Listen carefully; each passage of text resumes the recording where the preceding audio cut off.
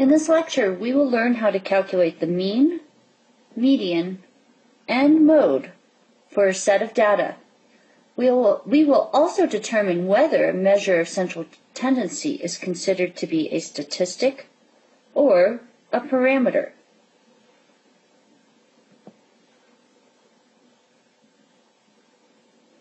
In our journey through the land of statistics, we will initially use measures of central tendency to describe data sets.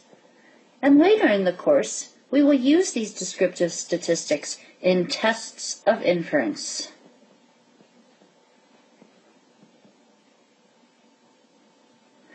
In tests of inference, we will use the descriptive statistics of the measures of central tendency to make generalizations from a sample apply to a similar population.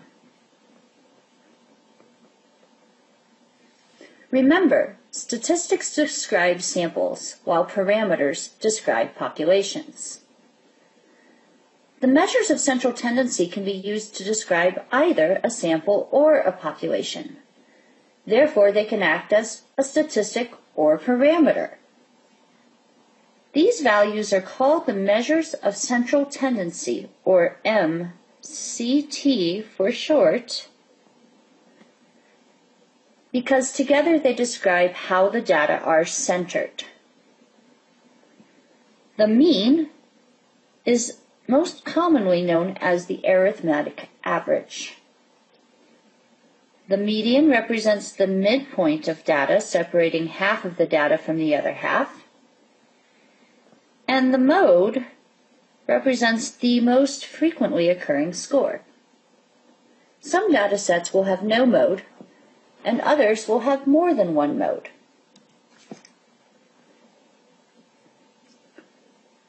The first measure of central tendency is called the mean.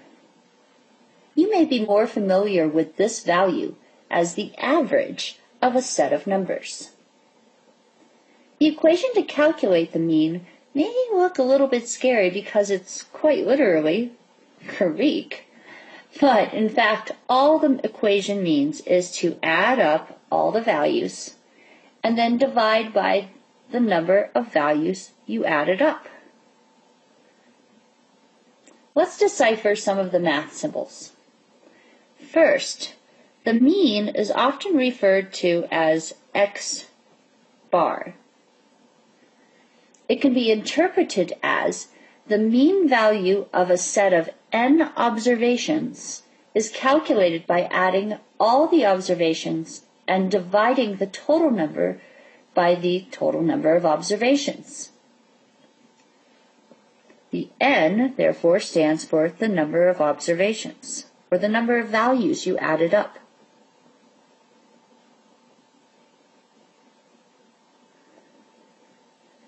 We also encounter our first Greek letter. It looks like a funky E, but its real name is sigma, and it means simply add things up. As a sample statistic, we use X bar, the Roman character.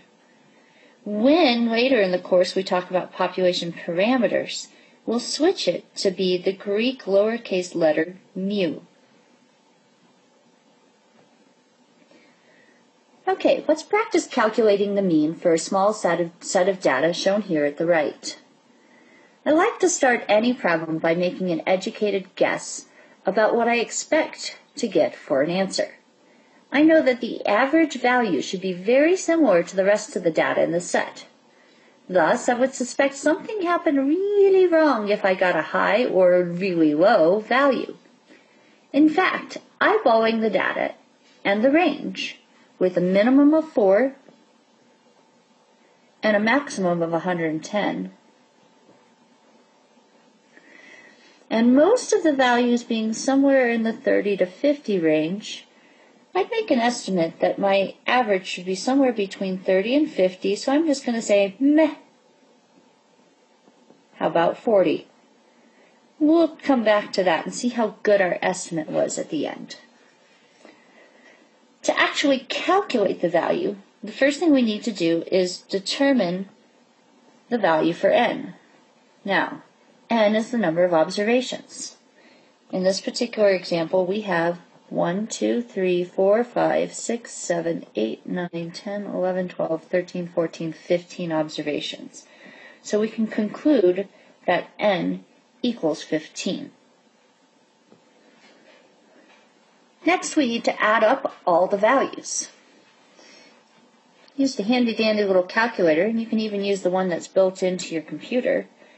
Added up all the values, and I got a total of 667. So I don't know if you remember, but here's the original equation. X bar equals sigma x over n. We now know that the n on bottom is 15, and this term right here, sigma x, is 667. So to find the final answer here, all we've got to do is say, okay, x bar is equal to 667 divided by 15. Plug that into the calculator, and you get the number 44.46 repeating. Unlike in science, there are no super strict rules for rounding final answers. A general rule, however, is to keep one or two additional places than the data from which the mean was calculated. All the original values in this sample went to the ones place. Therefore, it's reasonable for me to keep 1 or 2 decimals. I'm just going to keep 1 for the sake of simplicity. If I want to make sure I round correctly, remember, always take the numbers you want to keep and maybe even underline them to remind you where they are, and then look one place next door. If that number next door is a 5 or higher, in this case a 6, you'll round the left number up 1 unit. So I'm going to report my final answer for what the mean is in this data set as x bar equals 44.5. There are 2 characteristics to any correctly calculated mean for a given set of data. To understand these characteristics, I need to introduce a couple of new terms and notation conventions. First, we use the letter x to represent the individual values in a data set. And remember, x bar represents the mean for those data. If we write x minus x bar, what that says is to take each value from the original data set and subtract the mean.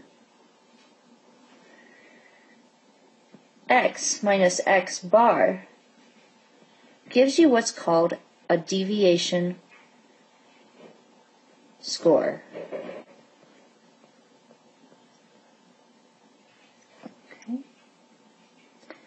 If we put a sigma in front of the x minus x bar term, it means add up all the individual deviation scores.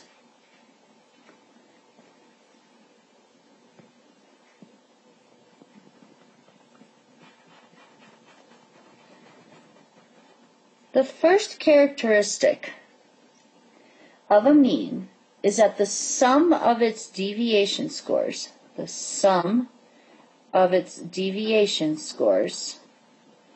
will always equal 0. The second characteristic of the mean is that if you take each of the individual deviation scores and multiply it by itself, meaning take the squared deviation scores, and add them up, you're going to end up getting the smallest or minimum sum possible.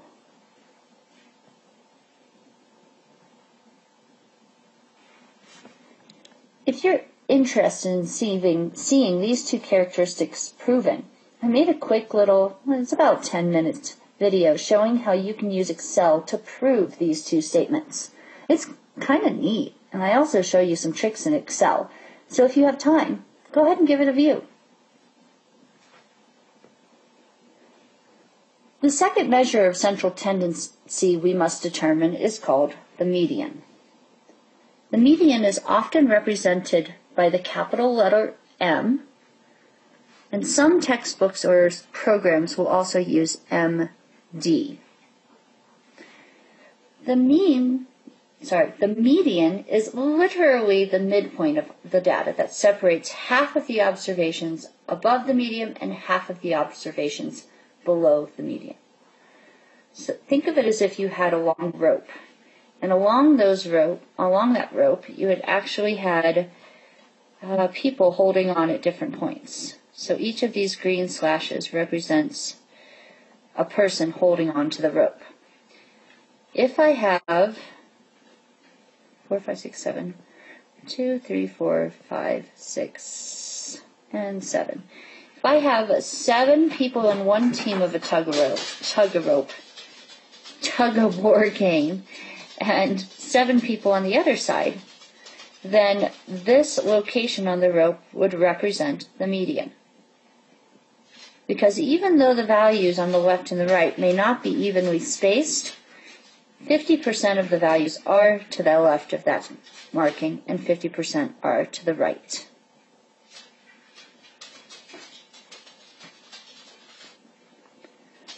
Using the same data as we had in the mean calculation example, let's find the median.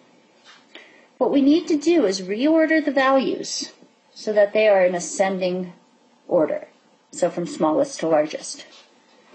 If I were to do that, my values would be 4, 25, 3 30s, 1, 2, 3. I'm going to show those separately. Then 2 32s,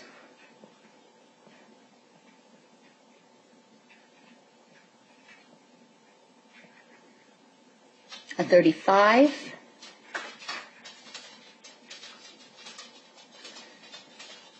3 50s,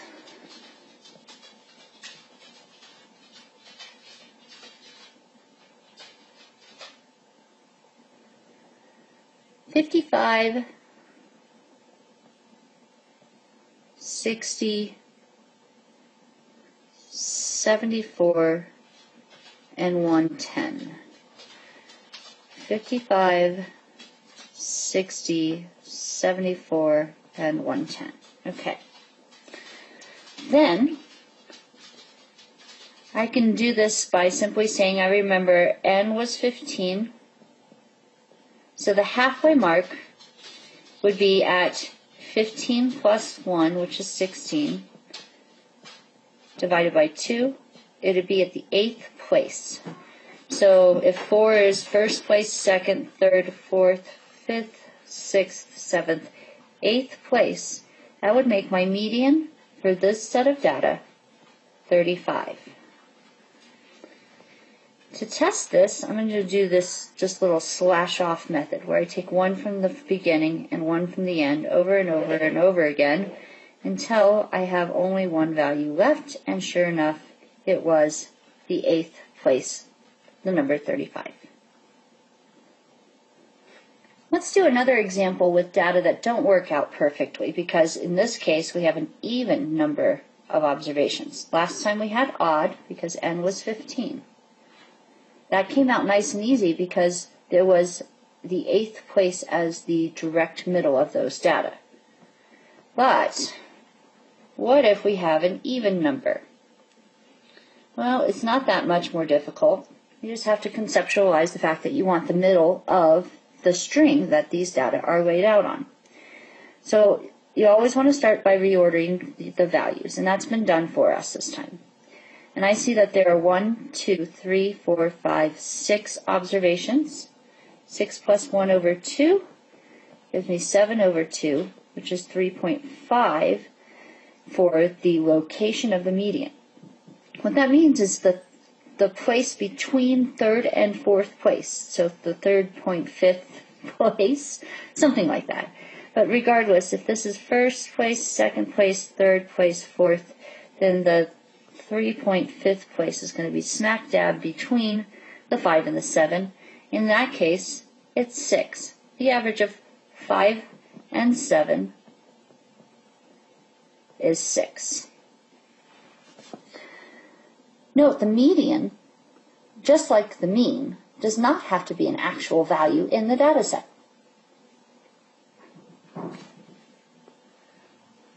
The final measure of central tendency is called the mode. The mode is simply the value which occurs most frequently in a data set. It is possible to have no mode, one mode, or more than one mode. A special case of a set of data is when you have two modes, which gets its own name bimodal.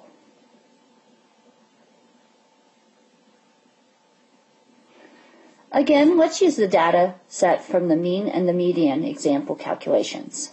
I went ahead and ordered the data for us to make it a little bit more obvious which numbers are repeated. Looking closely, you can see that there are 3 30s and 3 50s. Therefore, these data have two modes, 30 and 50, and we would call the data set bimodal.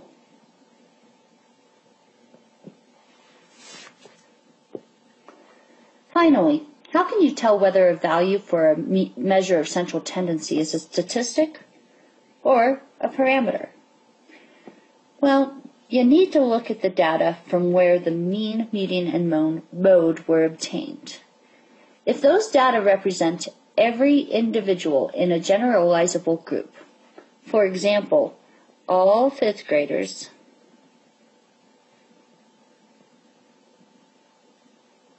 in Adams 12 school district, then the measures of central tendency would be representing parameters because all fifth graders represents a population.